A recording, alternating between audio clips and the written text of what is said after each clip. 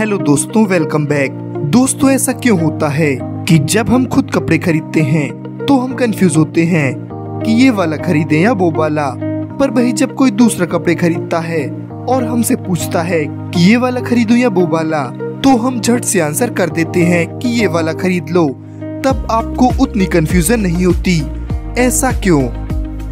हमारा दिमाग दो टाइप की प्रोसेसिंग में काम करता है, ह्यूरिस्टिक प्रोसेसिंग और सिस्टमैटिक प्रोसेसिंग। चलिए पहले बात करते हैं ह्यूरिस्टिक प्रोसेसिंग की। ह्यूरिस्टिक प्रोसेसिंग वो प्रोसेसिंग होती है जब हमारा दिमाग डिफॉल्ट मोड में चलता है।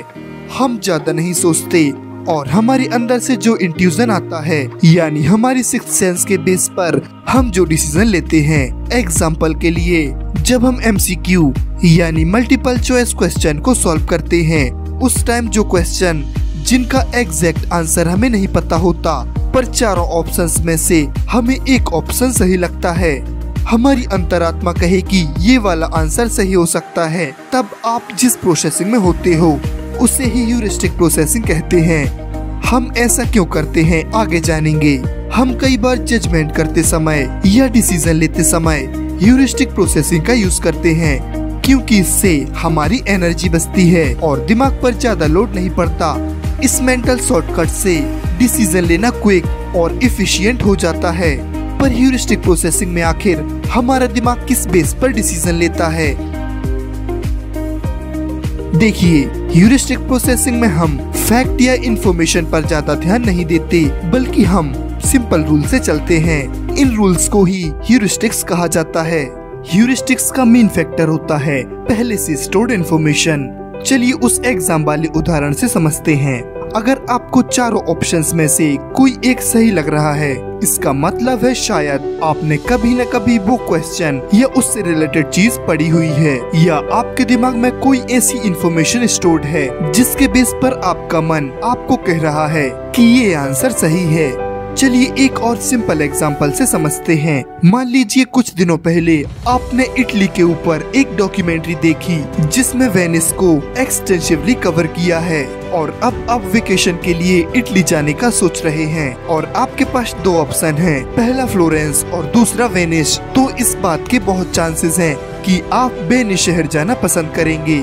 ह्यूरिस्टिक प्रोसेसिंग में हम दिमाग में प्री स्टोर्ड डेटा के बेस पर डिसीजन लेते हैं। चलिए अब बात करते हैं सिस्टमैटिक प्रोसेसिंग की। जब बात आती है बहुत जरूरी डिसीजन की, तब हमारी सिस्टमैटिक प्रोसेसिंग काम करती है।